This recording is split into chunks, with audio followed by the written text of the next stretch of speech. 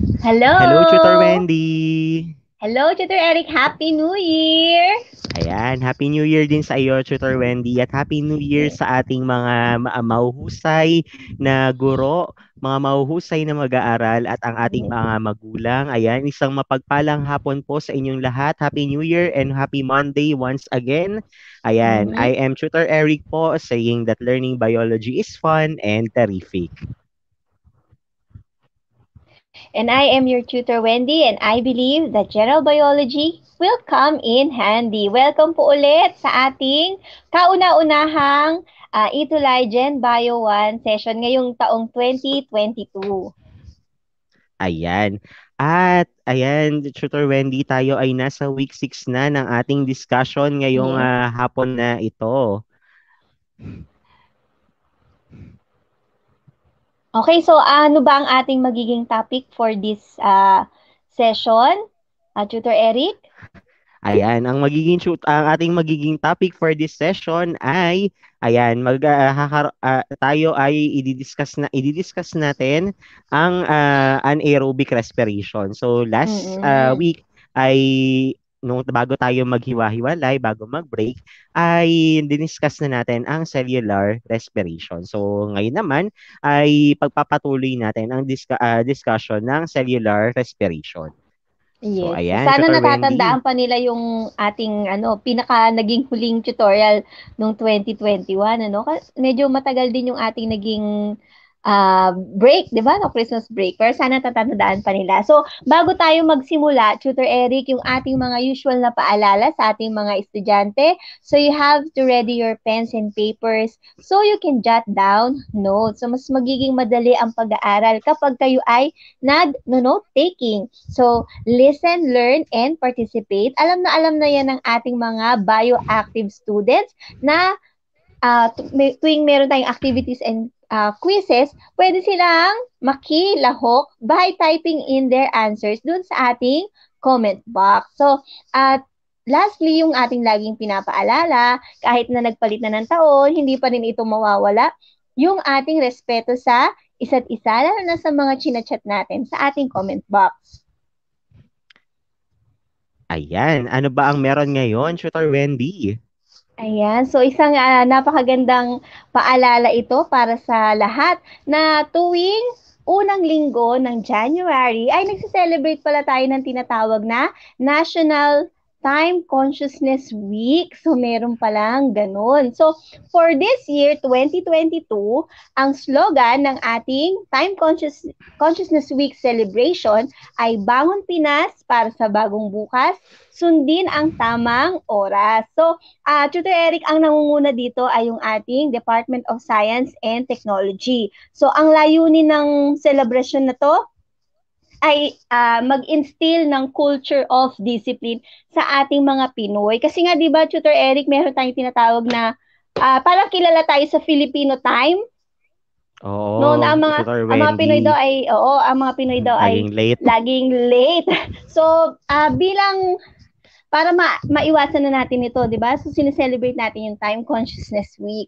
At ang advocacy niyan ng programang ito is to follow yung tinatawag nating Philippine Standard Time. No, so dapat maganda na pare-pareho tayo ng oras na sinusundan. So yun nga yung tinatawag na PST. So ini-encourage ang lahat to sync our timepieces, yung ating mga relo, yung ating mga orasan sa Philippine Standard Time.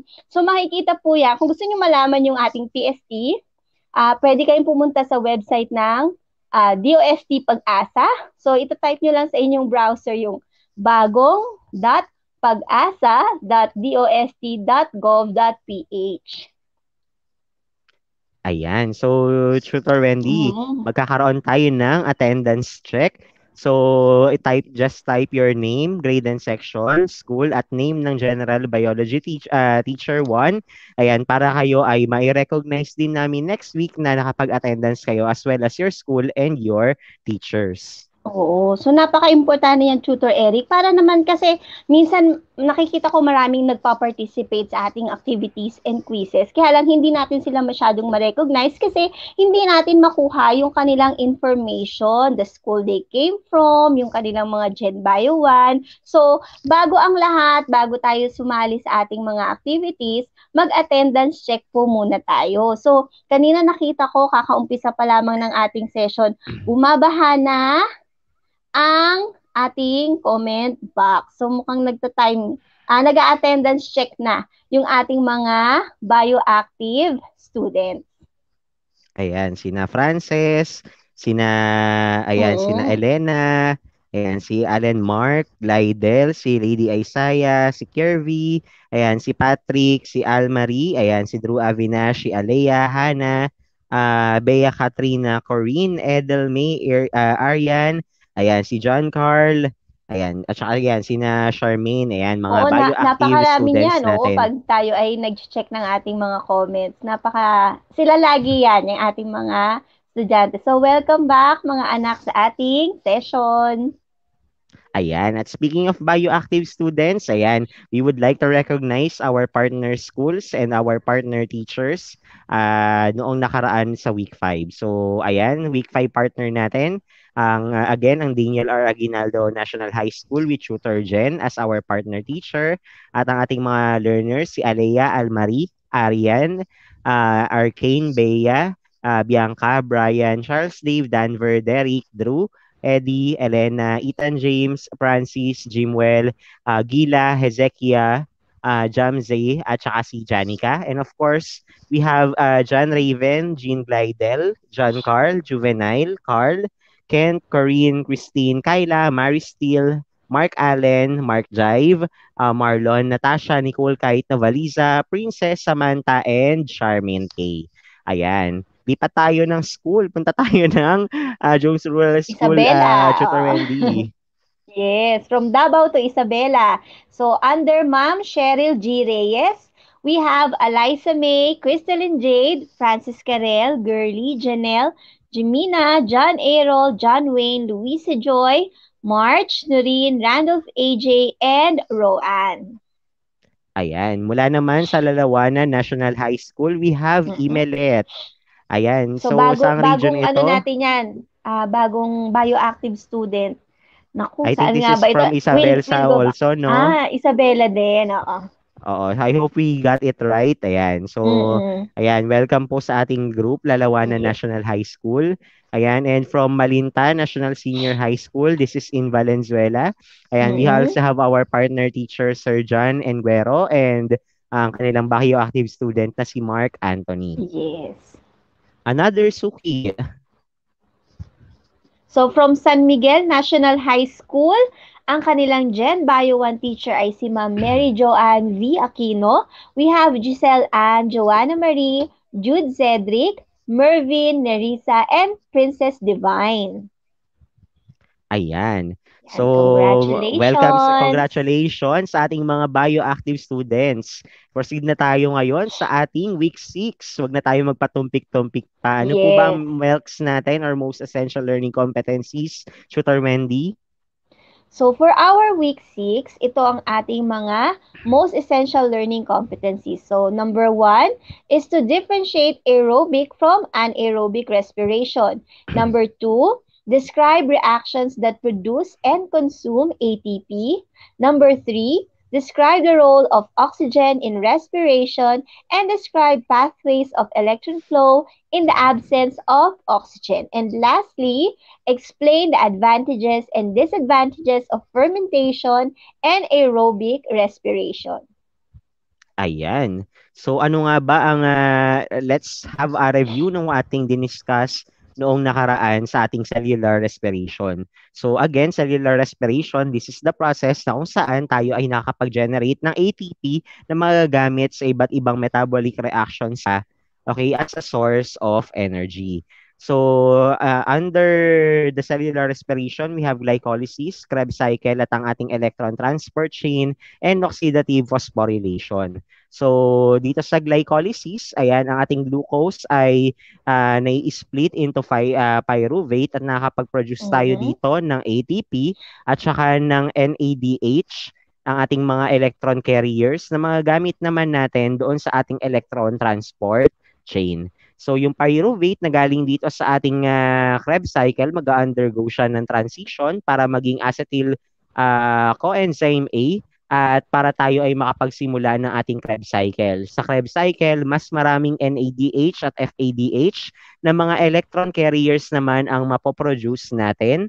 And ang mga electron carriers na mapoproduce natin ay gagamitin naman sa electron transport chain para maipump yung hydrogen ions papalabas ng ating mitochondria doon sa ating along sa inner mitochondrial membrane natin. And kapag na-pump out itong hydrogen ions natin, ito naman yung magdadrive sa ating ATP synthase na nagta-turn ng ating adenosine diphosphate into adenosine triphosphate.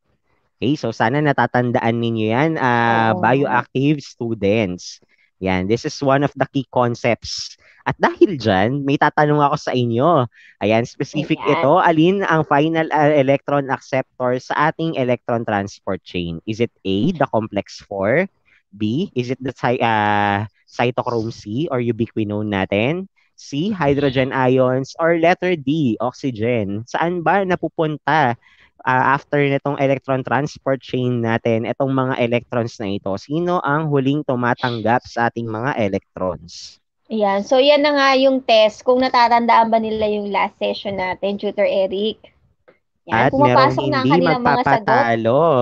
Oo, Ayan, talaga sabi ni naman. Elena, ni Arcane, ayan, ang final electron acceptor daw natin ay oxygen. And of course, ayan, ang tamang sagot ay oxygen. So, oxygen yung sagot natin dito.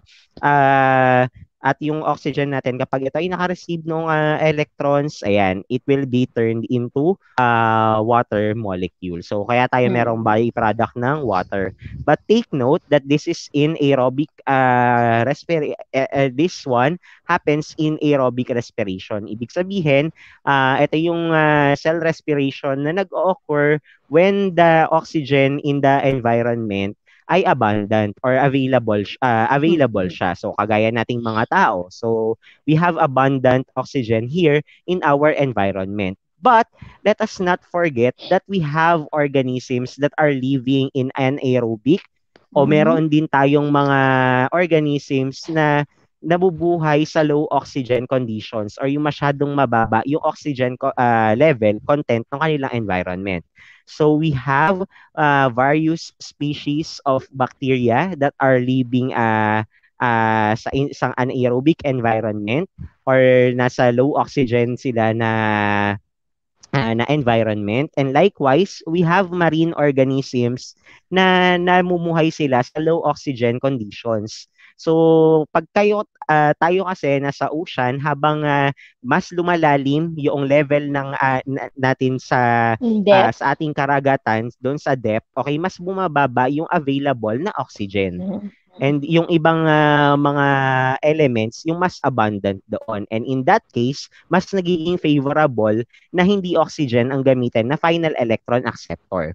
So that's why, for these organisms, we have the anaerobic metabolic pathways. Take note, ang ginamit ni Tutor Eric ay anaerobic metabolic pathways dahil merong mga references na merong distinction, nagsasabi ng distinction between anaerobic respiration and fermentation. Although there are some references na nagka-cluster nitong mga ito as anaerobic respiration. So ano ang pinagkaiba nitong dalawa? Ang anaerobic respiration, nagre-refer siya sa metabolism na instead of oxygen ang magiging final electron acceptor, iba yung nagiging terminal or final electron acceptor niya. Ibang mga compounds or elements para ma-complete yung respiratory pathway through the ETC or electron transport chain.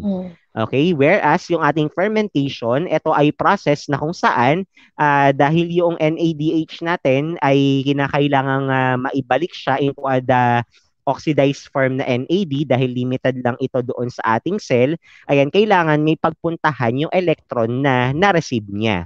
So, instead of going doon sa ating electron transport chain, Okay, merong ibang tumatanggap nung ating electron dito. Okay, so ditong fermentation, it occurs glycolysis only. So ang Mm. kakondak lang nito ay some species of microorganisms. And of course, merong cells sa katawan natin na nakakapag-conduct ng fermentation, which is our muscle cells. Okay? So ayan, let's have our first yung ating anaerobic respiration. Again, anaerobic respiration, iba yung term naging iba yung terminal electron acceptor, hindi oxygen. So, ayan, let's take for example etong mga ano yung mga pwedeng maging electron acceptor natin. So, sa level ng ating iba't ibang level ng ating karagatan, okay, of course, sa top portion, ang pinaka abundant is oxygen, so capable ng aerobic respiration. But you go at a certain depth, ayan, yung oxygen level ay mababa to a point na mas favorable yung gumamit ng nitrate, ayan, para maging terminal electron acceptor. Maaari din naman na manganese, okay, or pwede din naman na iron yung maging terminal electron acceptor, or pwede din na sulfates, or pwede din na na methane yung ating maging terminal electron acceptor. Okay, so again, bakit kinakailangan ng ganito? Kasi yung NADH natin, it's a reduced form, kinakailangan siyang may oxidize para maging NAD siya ulit. Okay, at magamit pa doon sa ating glycolysis. So clear naman tayo dito, no, Tutor Wendy? Yes, oo. So, pinakita naman diyan kung ano yung mga alternative other than oxygen.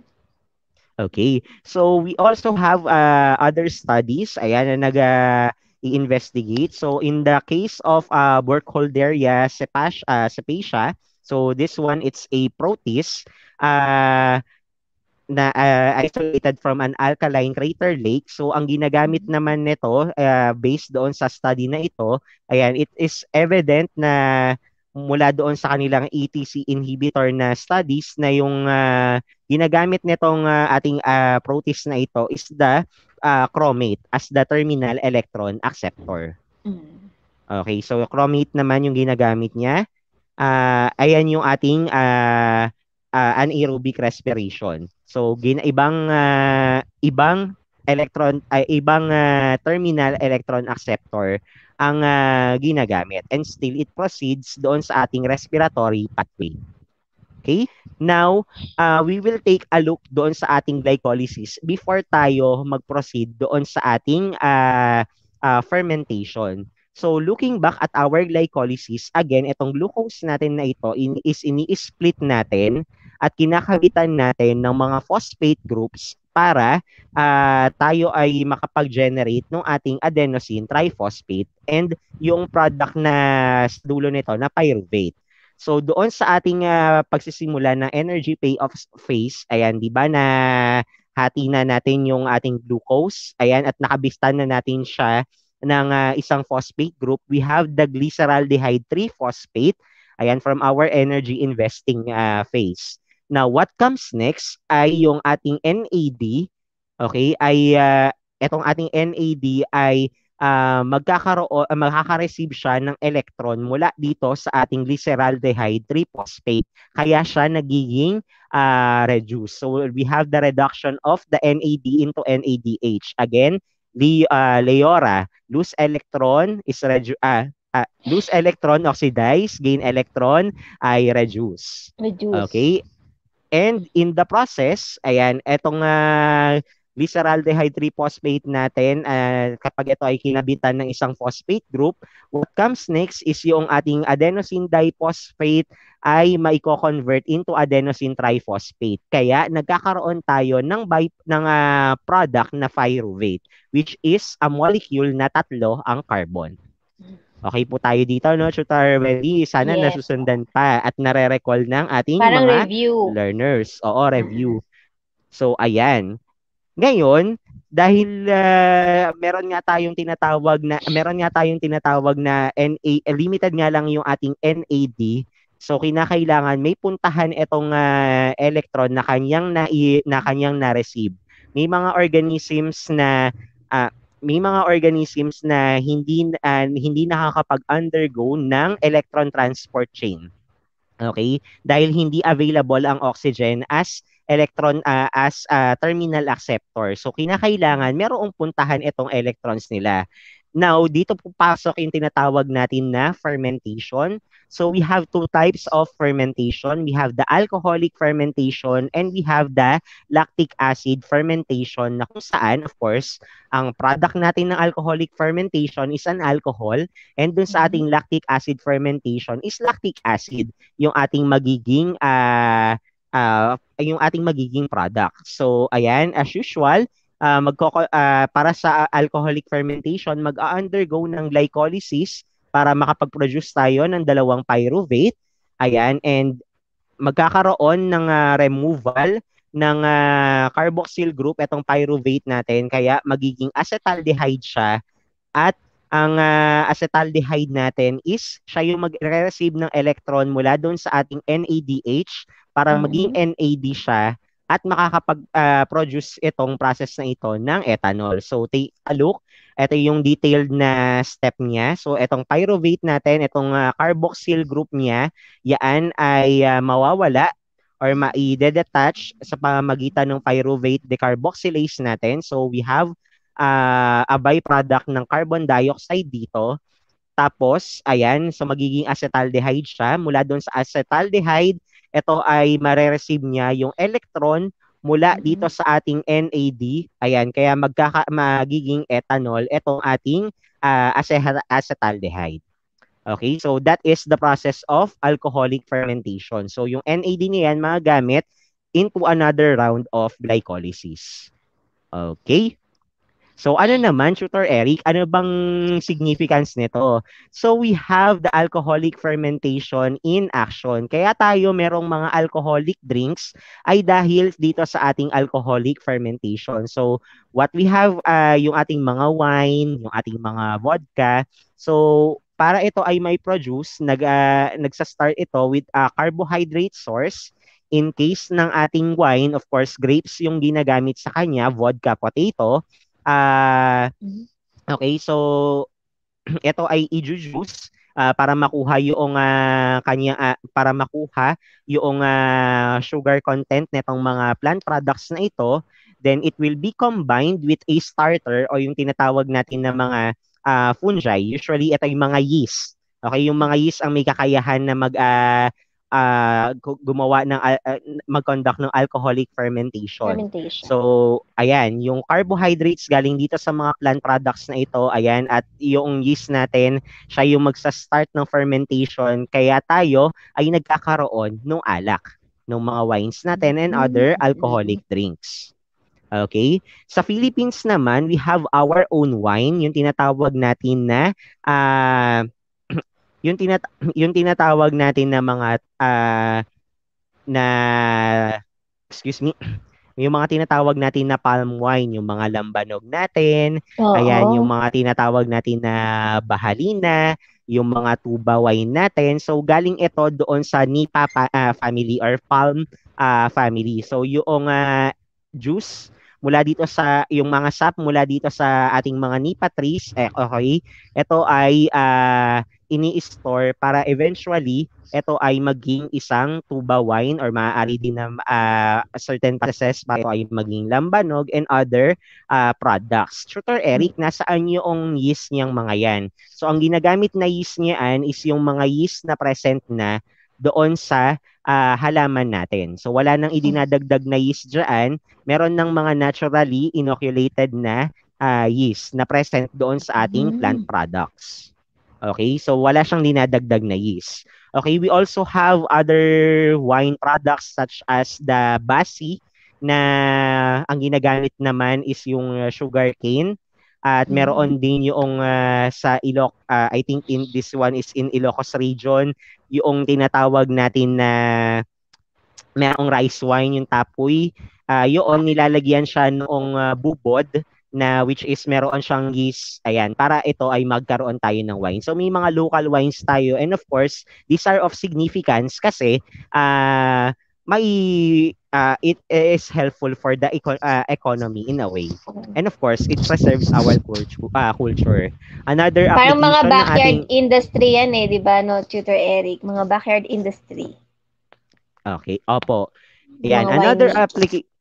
Yes, another application of our alcoholic fermentation ay kapag nagbe-bake tayo ng bread. 'Di Mm. ba? So, kung kayo ay nagluluto ng bread, nilalagyan siya ng tinatawag na levadura or baker's yeast. Ayan. So, ano ang nangyayari doon? Pinagpapahinga or pinagre-rest yung dough, 'di ba? So, yung Mm. carbohydrates na nandoon sa ating dough, ayaan ay ma-ferment nung ating mga yeast. So bakit umaalsa yung ating dough? Dahil doon sa carbon dioxide Na na napoproduce. napoproduce. Kaya umaangat or umaalsa yung ating Mm. dough. Now, Tutor Eric, saan naman napupunta yung alcohol? Yung alcohol ngayon, dahil mainit doon sa oven, siya ay nag-evaporate. So kaya tayo merong maalsa na tinapay. So yung mga pandesal natin and other breads, ayan, kaya siya ginagamitan ng yeast, okay, para umalsa yung ating tinapay. So mas malambot siya and of course, may addition ito sa taste. Okay? So okay naman tayo dito. Sana ay na-appreciate ninyo ang ating application ng alcohol fermentation Oo, Tutor natin. Eric, kasi nauso nga yung pagbe-bake nitong nagka-quarantine, di ba? Maraming nahilig sa pagbe-bake. O, yan pala. Kaya pala gumagamit ng yeast. Yes. Now, proceed naman tayo sa lactic acid fermentation. Sa lactic acid fermentation, diretsyo na ang nakaka-receive ng ating electron mula sa ating NADH ay yung ating pyruvate, and in turn, ayan, nakakapag-produce ito ng lactate. So, etong ating pyruvate na ito, ayan, with the help of the lactate dehydrogenase, okay, mare-receive niya yung electron, kaya magkakaroon tayo nung ating lactic acid or nung ating lactate. Okay? So kung makikita ninyo, ayan si double bond O, after noong makabitan ito nung ating hydrogen ion and nung ating electron, ayan, nakapag-produce tayo nitong nagkaroon tayo ng OH group, and that is our lactate. Okay, yung ating lactic acid. So, okay na tayo dito, no, Tutor Yes. Wendy? So, ayun ang pinagkaiba ng ating alcoholic fermentation at lactic acid fermentation. Sa lactic acid fermentation, yung pyruvate mismo, yung nagiging acceptor ng electron mula sa NADH, kaya nagkakaroon tayo noong napoproduce natin is yung lactic acid natin. And doon naman sa alcoholic fermentation, ayan, may napoproduce na carbon dioxide at nakakapag-produce tayo ng alcohol or ng ating ethanol, which has 2 carbons. Okay? So, ano naman ang application natin nitong lactic acid fermentation? Again, meron tayong cells sa katawan na capable ng lactic acid fermentation, and that is our muscles. Kapag tayo ay merong intense na muscular activity, ayan, Pag mga nangangailangan ito ng exercise, oxygen. Baka mga exercise, sayaw-sayaw kayo ng ganyan. sports. Yes, so nangangailangan ito ng oxygen. There are times na dahil sa intense or extraneous yung ating muscular activities, hindi gaanong nasusuplayan or parang hindi nagiging sapat yung oxygen na naisusupply para sa ating muscles. Okay, dahil masyadong strenuous yung ating muscular activity. So that is why our muscle cells will now need na magamit itong ating lactic acid fermentation. So walang oxygen, hindi makakapag electron transport chain. So what happens, yung ating pyruvate na nandito sa ating muscles, ayan, nag-undergo siya ng lactic acid fermentation. And etong lactate na ito na na-produce mula doon sa lactic acid fermentation ng ating muscle cells, ito ay ibinabalik doon sa ating liver, and etong lactate na ito is kino-convert pabalik sa glucose para magamit naman siya into glycolysis. Now, ano ang kinalaman nito sa muscle cramps or yung pagkapulikat? Ang nangyayari po kasi dahil ito ay lactate, yung lactic acid natin, bumababa yung pH natin ng cellular environment. And dahil doon, ayan, nagkakaroon tayo ng cramps or pulikat. Okay, so yun po, that's why mahalaga ang pagwa-warm up kapag tayo ay Mm, nag-exercise or any strenuous physical mm, activities. Okay, so I hope na malinaw ito at nagigets pa nasusundan tayo ng ating mga bioactive students. And of course, kapag naririnig natin ang lactic acid, ang unang pumapasok sa ating isip ay yung mga dairy products natin. So yung ating, Lactose. ayan, ayan, yung ating yogurt, okay, our Mm, yogurt is produced at yung ating cheeses ay produced from the souring of our milk. Okay, so what mm, happens ay etong gatas natin is nilalagyan siya ng mga ayan, lactic acid bacteria para ito ay mai-ferment niya yung ating gatas and in turn makapag-produce tayo ng yogurt. Now, mm, likewise with our cheeses ganun din yung ginagawa dito. So there are some cheeses na nilalagyan ng ating lactic acid bacteria para ito ay mag-undergo ng souring and of course maging cheese. Okay, but disclaimer, hindi lahat ng cheese ay nilalagyan ng lactic acid bacteria. Merong mga iba ng cheeses na ang ginagamit sa kanya is a souring agent kagaya ng rennet o kaya ng ibang acid. So ano yung mga example niyan? Yung kesong puti natin. Ano pa? Yung ating mga soft na cheese, yung mga puting cheese, kinakailangan itong i-consume kagad kasi hindi ito yung nag-undergo noong lactic acid fermentation gamit yung ating lactic acid bacteria. So mm. ang ginamit na souring agent nito ay mga acids. Yung mga hard cheeses natin, yung kagaya ng mga cheddar, ito yung mga nag-undergo ng fermentation with the help of our lactic acid bacteria. Okay, so ayun ang ating application ng ating lactic acid fermentation. And in summary, so ano nga ba ang nangyayari? So in summary, yung ating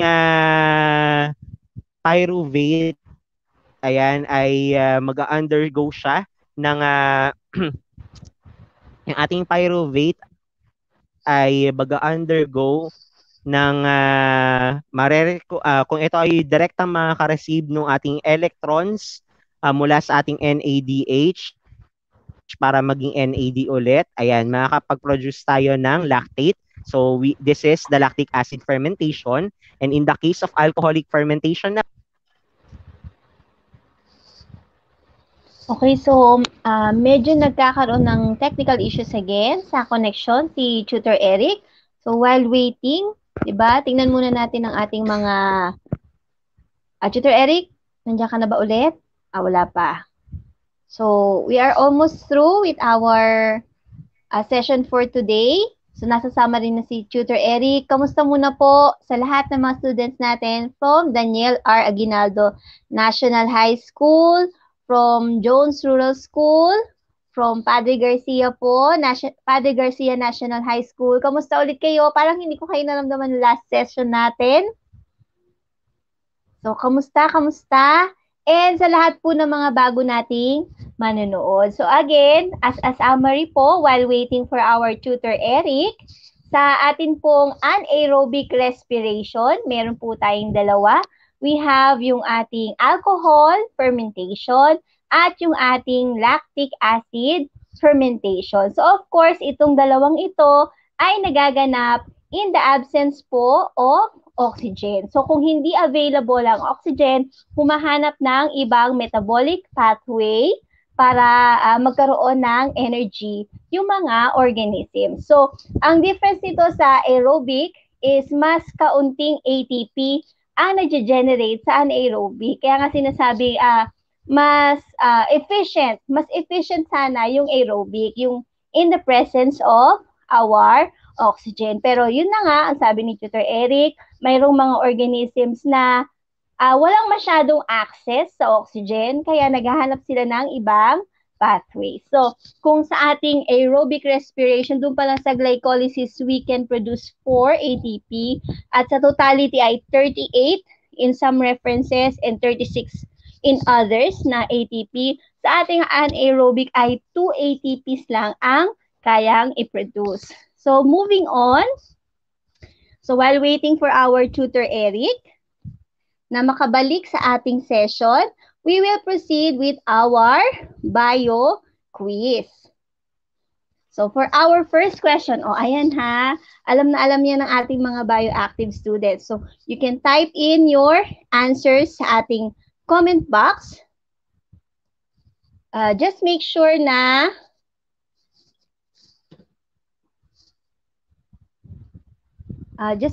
guys na may number yung inyong answers. Okay, sorry. Okay, yan. Okay na yung ating presentation. So for our first question, which process involves the use of an alternative final electron acceptor other than oxygen to complete the electron transport chain? So is it A, glycolysis, B, anaerobic respiration, C, alcoholic fermentation, or D, lactic acid fermentation? So guys, ano ang sagot nyo dito? So aside from oxygen, gumagamit ng ibang compounds as our final electron acceptors. So ayan, nakikita ko na ang inyong mga sagot. So nagvo-vary siya. So may sumagot ng A, may mga sumasagot ng B.